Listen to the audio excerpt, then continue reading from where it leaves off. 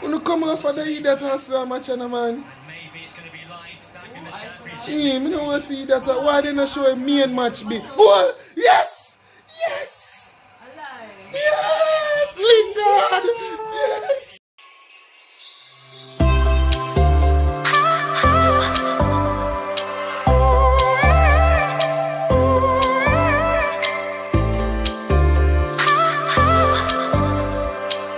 Hello and welcome to another episode of JA Israel. I'm your host Serum, and today this is our post-match reaction, player ratings. Now, I am ecstatic. I don't care about the performances just going to it. Champions League is ours. It was ours before the game started, and when the game ended, however rough or however we struggled through it, it became ours in the end. Now, let's go straight into the player ratings.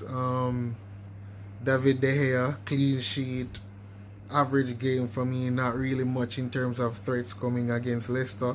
I'd give him a 7. He did make a little fumble, but then it turned out that he was offside, so even if Vardy was offside, so even though he did fumble, it wouldn't even have counted anything, so I would give him a blah as it relates to that. Steady throughout the game, 7. Now, Wan-Bissaka, average Joe, nothing too special, was a little bit shaky in the first part of the game, offered not much going forward, so we never had much width in the first half.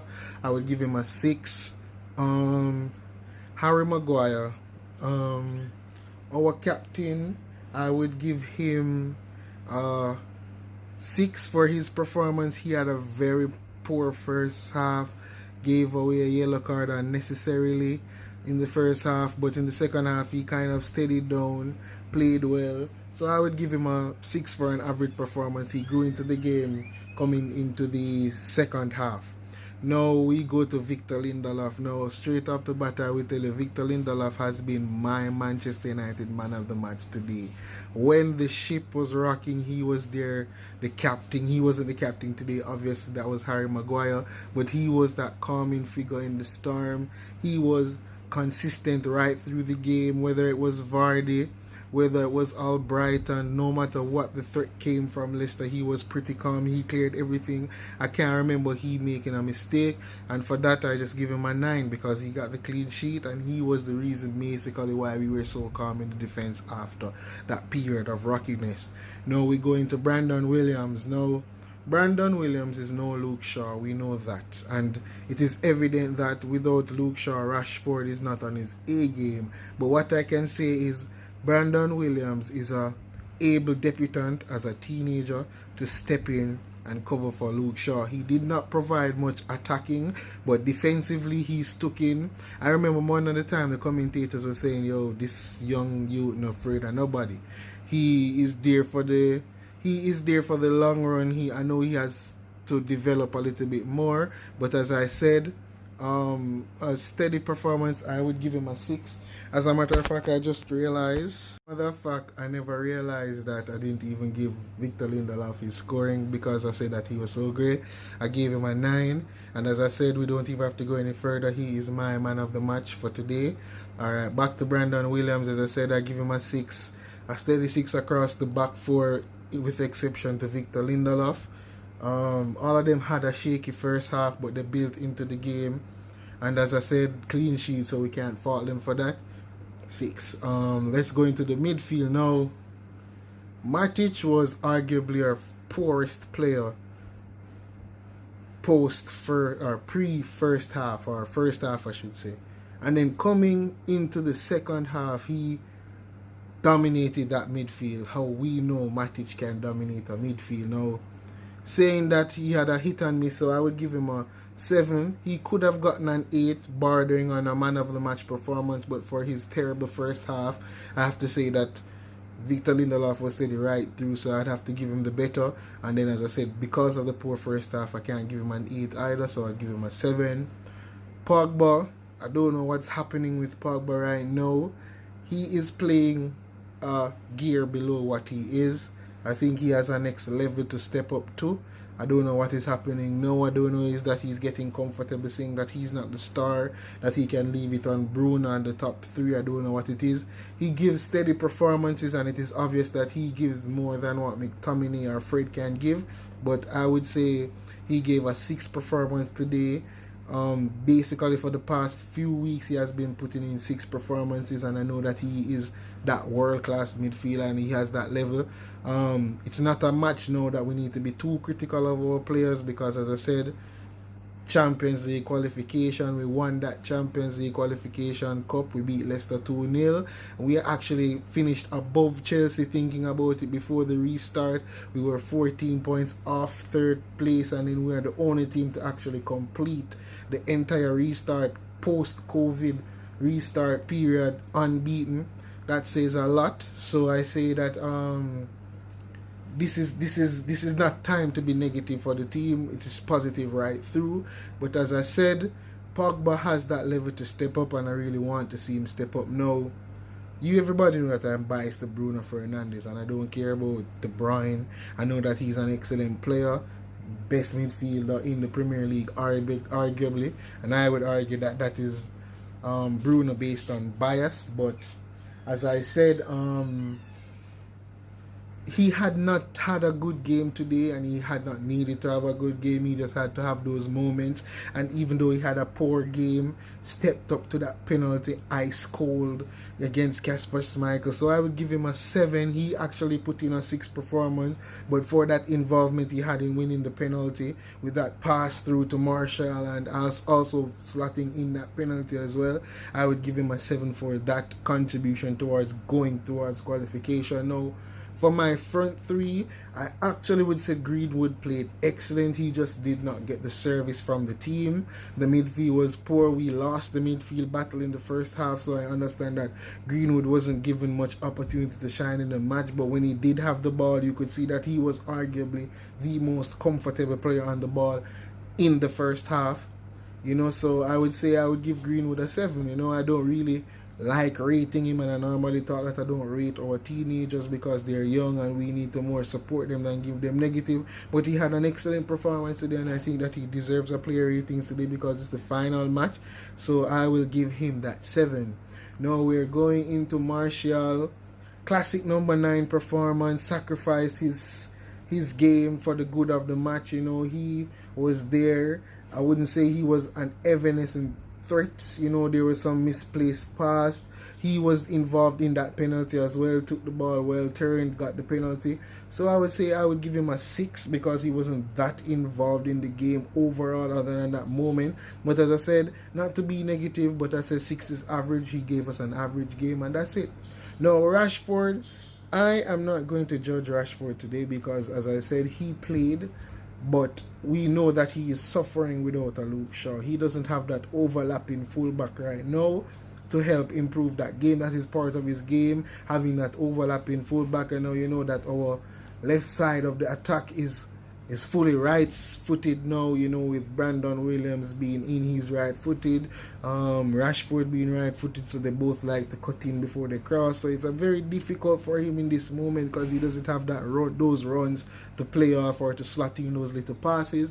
But as I said, not being negative, giving a good score, same way I'm giving him an average score of 6.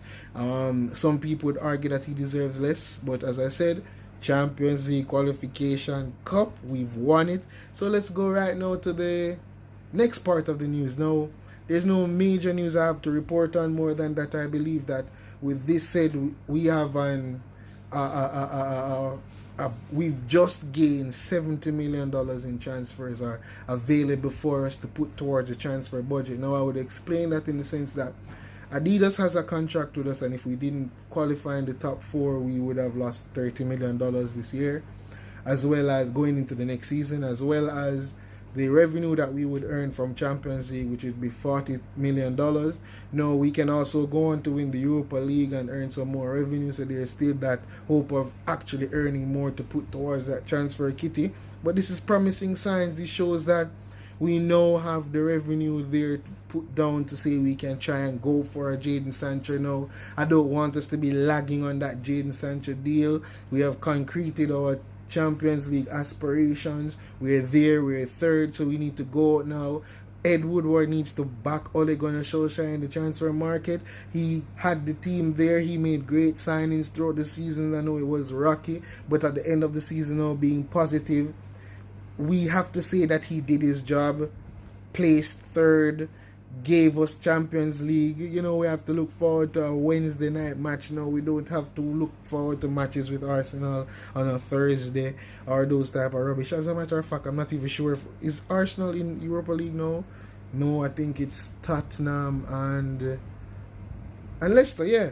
So wow, we don't even have, you know, it's a different league, a different class now where I don't want to be in that class of Europa League players, you know, that so we are now there at Champions League. Thank God to Ole Gunnar Solskjaer for that.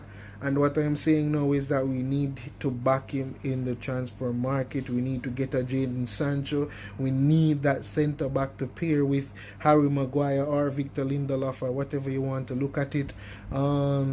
We need a centre midfield player. We need someone to replace Matic when Matic is not playing at his best. It's obvious as well. Fred and McTominay, I know they had a great season thus far, but are coming up to the before COVID, I should say, and then after COVID they fell off because of the return of Pogba and thus far. But it is obvious that we need a bench. We need a centre midfield player to play with Pogba and Bruno at holding midfielder. We've gotten Champions League qualification. We're looking good now. Promising players would want to come to this project. I think we should go out there now and capitalize on the market and get those players. I know Ed Woodward is very hard to deal with. I know that he doesn't like to purchase players, but he needs to back Ole now. It's proven that if Ole is backed, he can produce, because he was backed last transfer market and he produced. So back him and let's go forward now. Messi, Lingard scores. This is like a bittersweet thing, because it's like when he scored, I started to get crazy. Like, oh my God, Messi Lingard is here again. Give him a new contract. You know, he scores important goals, whatever like that. You know, but when I look at the reality of things, is we need to start moving from those moment type of players. You know, those moments where they're inconsistent for the entire season and then they produce, and then we as fans, we get so caught up in the emotions of the player and everything that we forget that, oh, he was not Manchester United quality before that one moment of excellence or those two moments of excellence. And I am happy that he scored. It adds to his stock. He can argue that he is coming back to form. You know, he was playing well. I think he should move on further his career. I don't think his career is at Manchester United anymore. I think we have made it to that Champions League level now, and I don't think Jesse Lingard is a Premier League, much less a Champions League player.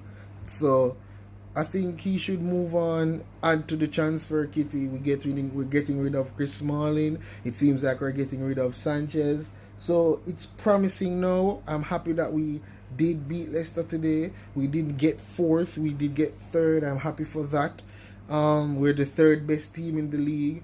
There's also an argument about our distance. Now, what I have realized is like our goal difference between Liverpool and us is like 14 goals and stuff like that. Or overall it's like 14 goals, and they conceded a few less, I guess. And when you think about it, it's like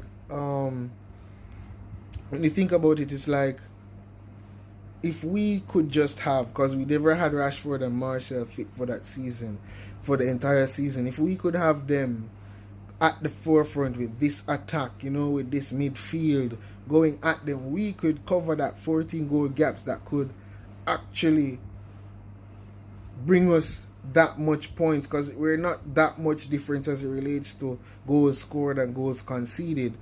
So I'm saying that in the sense that we can actually go get those extra players, you know, those players that can help us get through 60 games a season, get those goals and move forward. Now, I'm actually going to go to a little event, a dinner with my wife. As I mentioned earlier, it was her birthday this weekend, so I'm going now. Sorry for the short video. Manchester United, Jamaica is red. Oh, hey. Don't forget to like and share. Subscribe and hit the notification bell. And you can leave a comment while you're at it. Thanks.